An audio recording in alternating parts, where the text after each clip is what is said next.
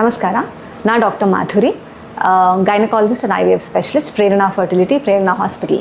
ಇವತ್ತು ನಾವು IVF ಅಂದರೆ ಏನು, ಅದರಲ್ಲಿ ಇನ್ವಾಲ್ವ್ ಆಗಿರೋ ಸ್ಟೆಪ್ಸ್ ಏನು ಅಂತ ಡಿಸ್ಕಸ್ ಮಾಡೋಣ. ಮೊದಲನೇದಾಗಿ ನಿಮಗೆ IVF ಅಂತ ಡಿಸೈಡ್ ಆದಮೇಲೆ ಕೆಲವು ಬ್ಲಡ್ ಟೆಸ್ಟು, ECG ಎಲ್ಲ ಮಾಡಿಸಿರ್ತೀವಿ. ಸೊ ನೀವು ಫಿಟ್ ಇದ್ದೀರಾ ಅನೆಸ್ಥಿಷಿಯಾಗೆ ಮತ್ತು ಪ್ರೊಸೀಜರ್ಗೆ ಅಂತ ನೋಡಲಿಕ್ಕೆ. ಒನ್ಸ್ ಯು ಆರ್ ರೆಡಿ, ನಿಮ್ಮದು ಮುಟ್ಟಾಗಿರೋ 2ನೇ ದಿವಸದಿಂದ ಅರೌಂಡ್ 10 to 12 ಡೇಸ್ ದಿನ ನಿಮಗೆ ಇಂಜೆಕ್ಷನ್ಸ್ ಕೊಡಲಾಗುತ್ತೆ. ಈ ಇಂಜೆಕ್ಷನ್ಸ್ ನಿಮ್ಮ ಮೊಟ್ಟೆ ಬೆಳವಣಿಗೆಗೆ ಕೊಡುವಂಥದ್ದು. 7th ಡೇಯಿಂದ ಸ್ಕ್ಯಾನ್ಸ್ ಮಾಡ್ತೀವಿ. May be 2 or 3 vaginal scans ಇರುತ್ತೆ. ಸ್ಕ್ಯಾನ್ಸ್ ನಂತರ ಮೊಟ್ಟೆ ಕರೆಕ್ಟ್ ಸೈಜ್ ಆಗಿದೆ ಅಂತ ಗೊತ್ತಾದ ಮೇಲೆ ನಿಮಗೆ ಟ್ರಿಗರ್ ಇಂಜೆಕ್ಷನ್ ಅಂತ ಕೊಡ್ತೀವಿ. ಟ್ರಿಗರ್ ಇಂಜೆಕ್ಷನ್ ಕೊಟ್ಟ 36 hours ನಂತರ ನಿಮ್ಮ ಮೊಟ್ಟೆ ಬಿಡುಗಡೆ ಆಗುತ್ತೆ.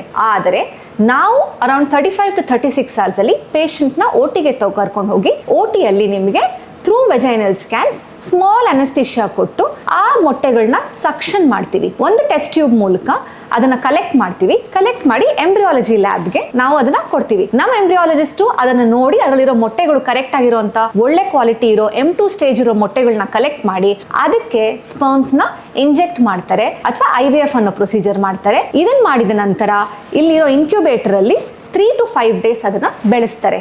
ಭ್ರೂಣ ಆಗ್ಲಿಕ್ಕೆ ಬಿಟ್ಟು ಭ್ರೂಣ ಆಗಿ ಅದನ್ನು 3rd ಅಥವಾ 5th ಡೇ ಚೆಕ್ ಮಾಡ್ತಾರೆ.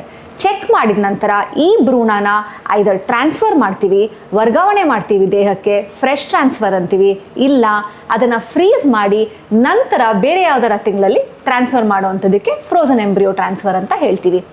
ಈ ಎಂಟೈರ್ ಪ್ರೊಸೀಜರ್ ನಿಮಗೆ ಅರೌಂಡ್ 14 to 18 ಡೇಸ್ ನಡೆಯುತ್ತೆ.